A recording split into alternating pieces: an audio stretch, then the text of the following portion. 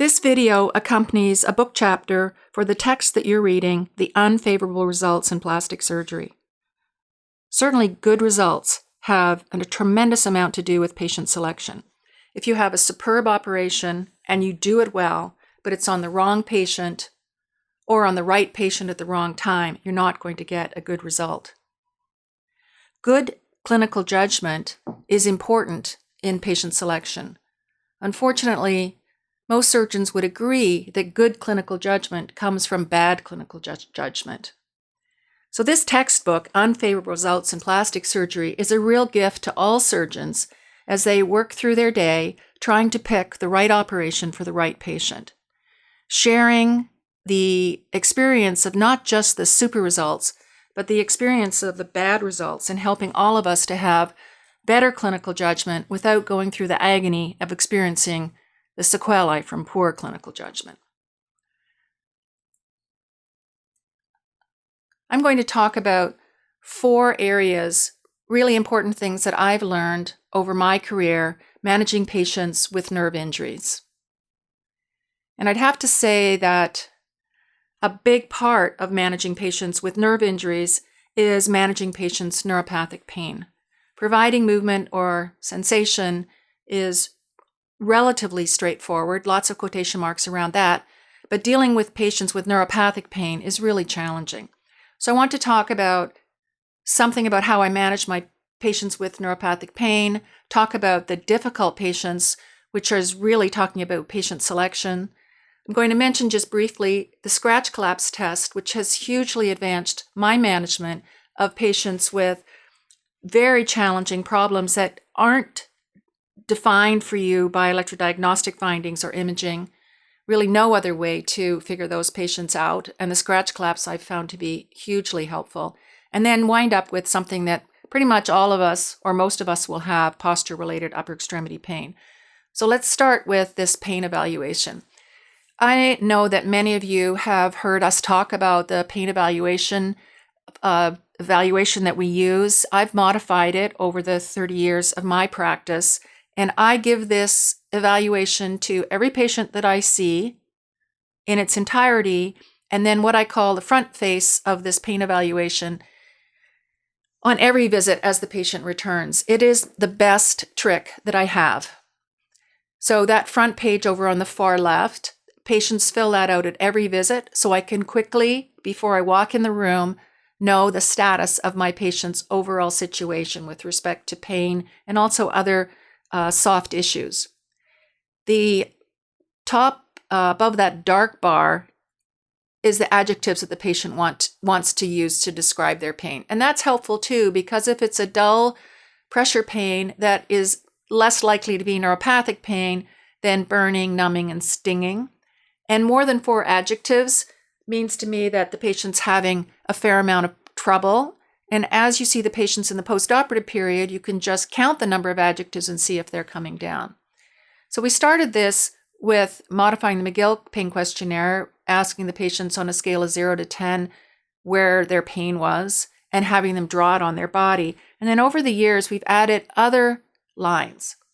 How much is it affecting your quality of life? Steve McCabe did a paper with LaJoie looking at impact of carpal tunnel on quality of life. And after hearing that, that's when we added a quality of life line. Depression.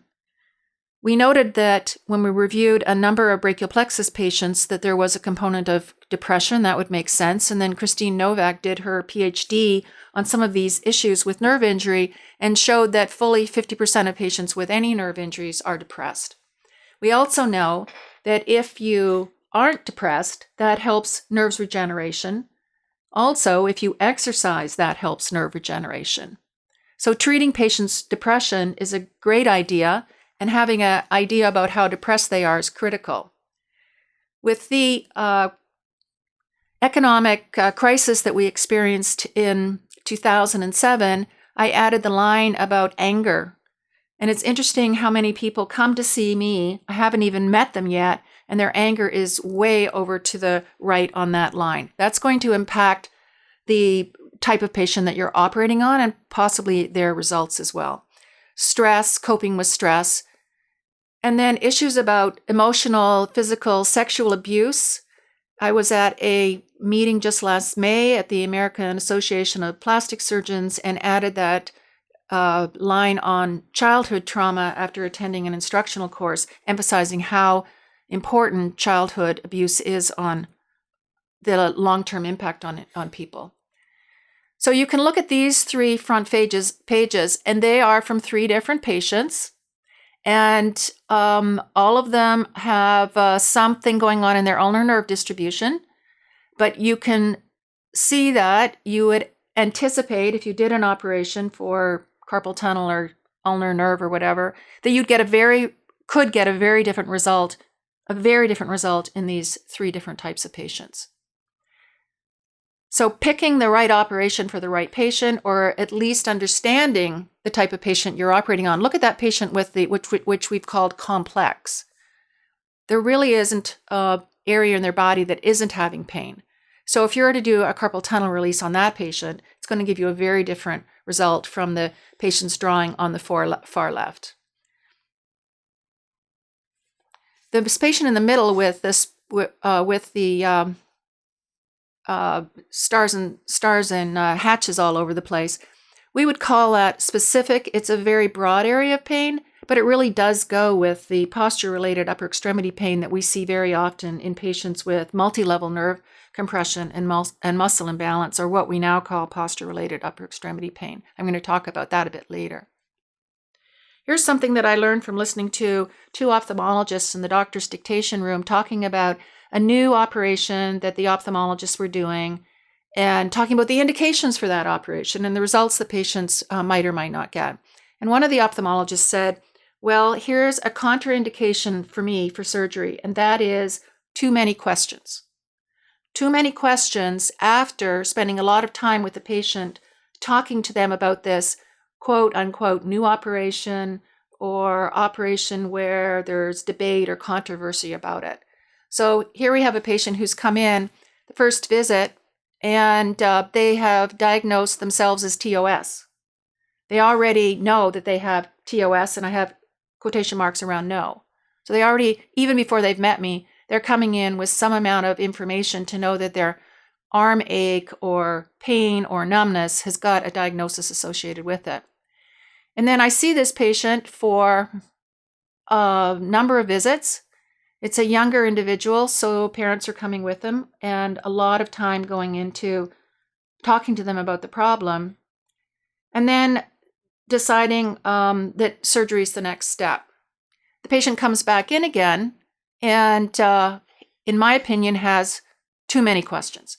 Too many questions, wanting definitive answers and percentages for something as controversial as neurogenic thoracic outlet syndrome, which a number of neurologists will call so-called neurogenic thoracic outlet syndrome, believing that it is not even a diagnosis for many that even exists. Arvind Patula, who was a superb hand fellow, all my hand fellows are superb, but a superb hand fellow, told me this. I'm sure he heard it from someone else, but the preoperative is finite, post-operative time is infinite. So it comes as a real challenge when you've put a lot of time and effort into educating patients on a particular procedure. And at the time, surgery seems a logical thing to do. And then when you're presented with this too many questions, you realize that you really don't have a great relationship with that patient in the meaning of having given them a lot of information, thinking you spent a lot of time, thinking they're well prepped for giving surgical consent, and then they show up with, well, here's a hint, your name isn't spelt right. And not that I'm taking this personally, but the questions, it's just too many questions, and you know you've been over those questions with them many times. What does 100% success look like to you? Well, I'd say a reasonable improvement in your symptoms, but there really is no hard data on subjective symptoms such as go along with neurogenic thoracic outlet syndrome. What references can you give us to better prepare us for the surgery and recovery? If after a few decades of working on this diagnosis quite passionately, I'm not able to help them make a decision on it. I'm not sure that there's going to be a lot better way for them to prepare themselves. So that'd be a patient that I would just bite the bullet and have them get a second opinion from someone else. One of my favorite papers of all time was written by Mike Dorsey, senior author Alan Bellsberg, The Tibial Neuroma Transposition Model of Neuroma Pain and Hyperalgesia. And this came out in Pain in 2009. This is a very helpful paper. Here's why. You can see in A, the cartoon of the sensory nerve, dorsal root ganglion, extending their nerve fiber, the nerve, all the way to the skin. When there's an injury, a neuroma forms, and we have neuroma pain. There are a lot of procedures that have been described to manage neuroma pain. But what Mike Dorsey's paper and Alan Bellsberg et al.'s paper emphasized was what goes on in the distal territory, in the territory that has been deafferented, where there is no nerve attached. You can get, not always, but you can get this horrible hypersensitivity in that area. One thought is it's coming from collateral sprouting of adjacent normal nerves, moving into that area of denervation where there's upregulation for NGF, and that this collateral sprouting is aberrant and gives hypersensitivity. But you can do all you want to do with that neuroma pain so that it's moved into an area where it's not so sensitive, and that will, in general, give you 75% of the time an improvement in that local sensitivity. But that distal territory where it can be just so painful, even though they're numb, even though you can touch it and massage it, that is really the area on pain management where, from a surgical point of view, we have a hard time with answers for that. So if you look at cartoon B, the best way to manage injured nerve is put it back together again. Then you help the whole system to settle down. But there are situations when there's not going to be a distal nerve that you can hook up it to, or you've tried that and it hasn't worked. So how we manage that is the proximal transposition. So we excise the neuroma. Those little bumps in the nerve that Andrew's drawn there, that represents making a crush on the nerve. And we make a crush with a hemostat. We put the hemostat on there, leave it for 30 seconds or so, and we make that crush as far away from where the divided end of the nerve is as possible. So we're moving the axonal growth a long way away from the distal end of the nerve.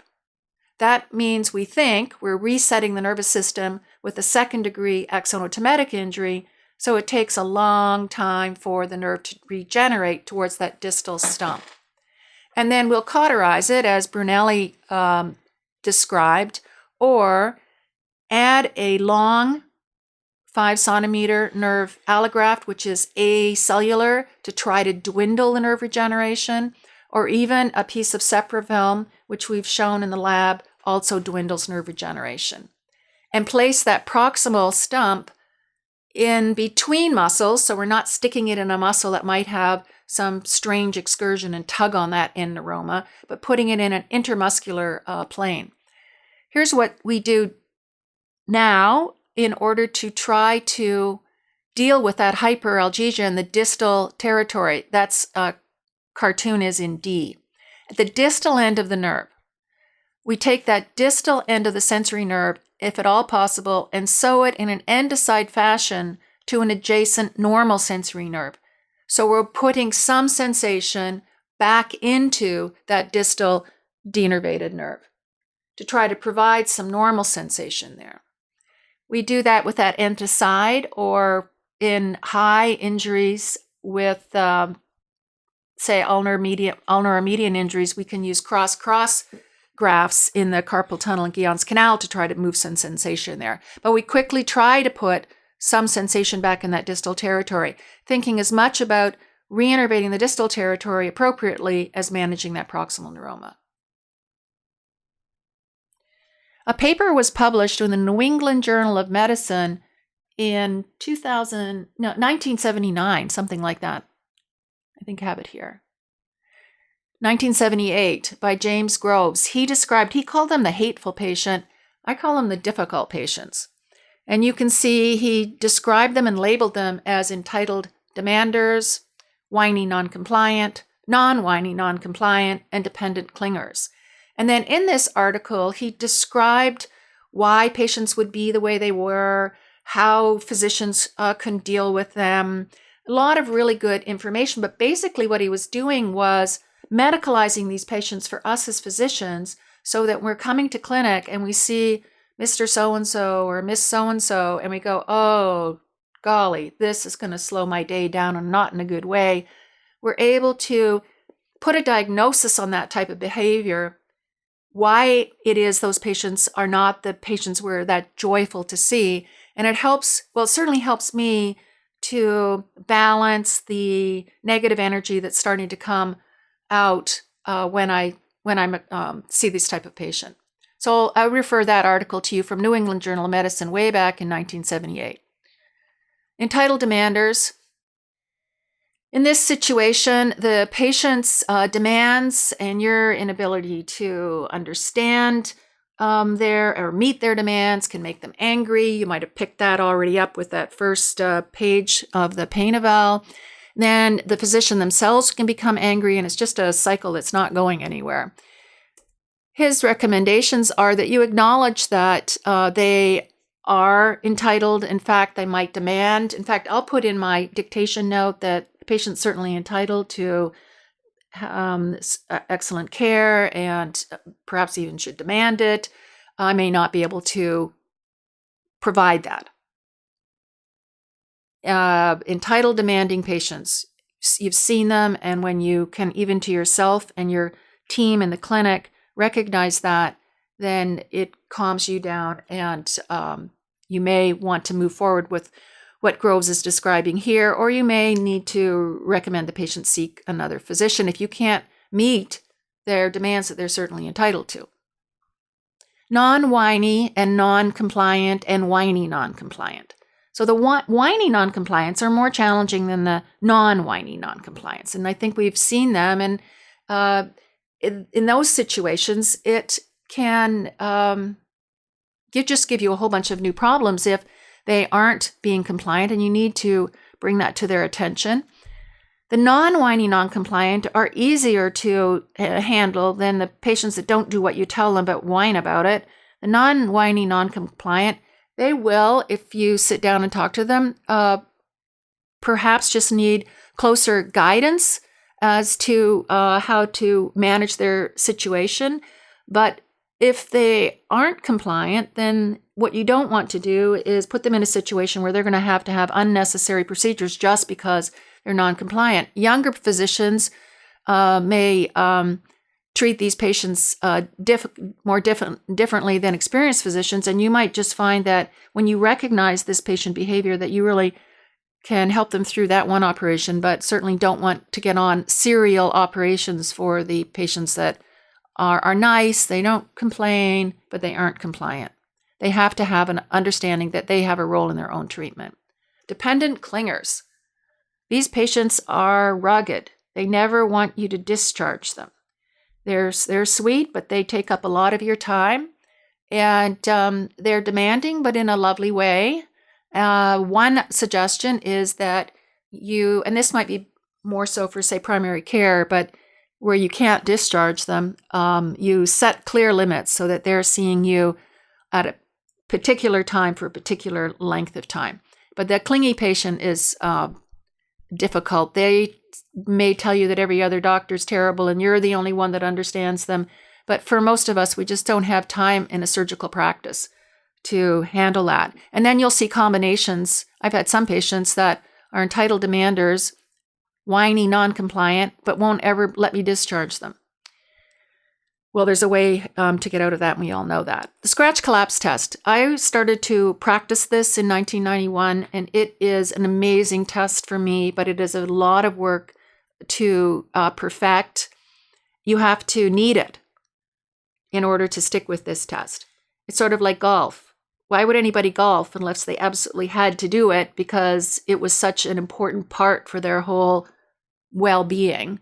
This is an important test for the well-being of patients that aren't going to be diagnosed for you in any other way. There's no electrical study that's going to tell you what's going on. There's no MRI. There's no imaging.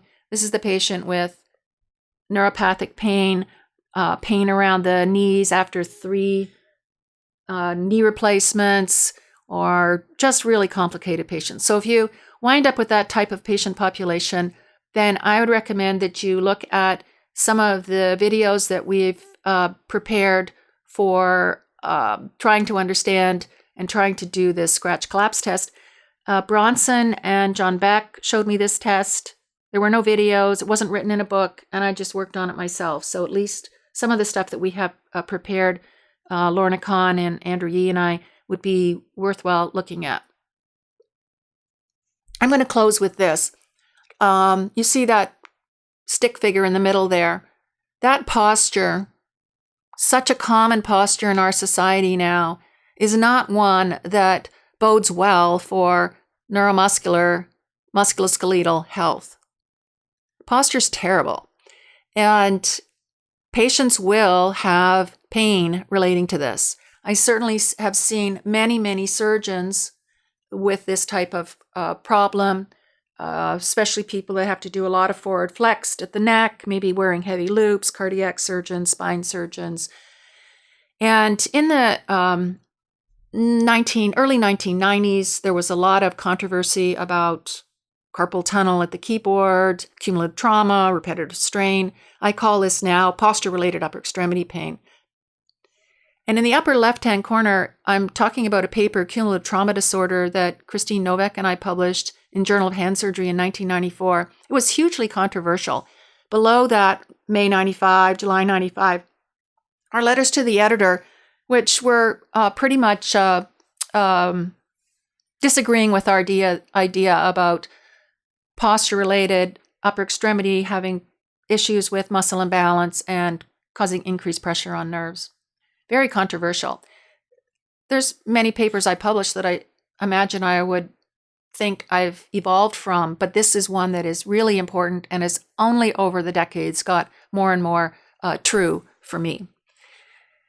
That commentary from the community continued even with an editorial from the president of the hand group about this problem. Then in the upper right is an article that was published just recently, June of 14. So there's some of the comments. In June of 14, called Arm Ache, and that was published in Hand.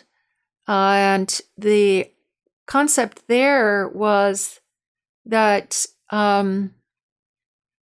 there were some issues that would be more along the line of needing behavioral therapy than any type of physical therapy or surgery.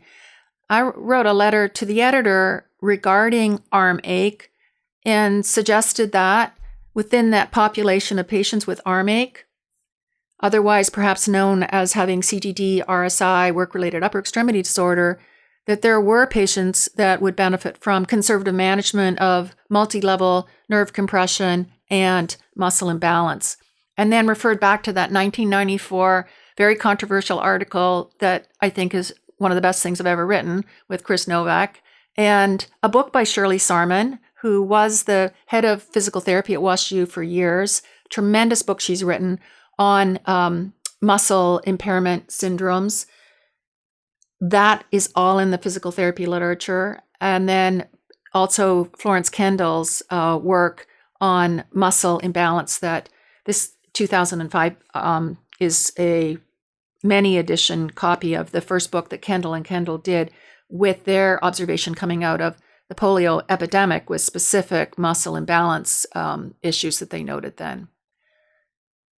So those are the thoughts that I'd like to contribute to the article that Dr. Tung did that I helped with on unfavorable results in plastic surgery for nerve and plexus problems. Thanks so much.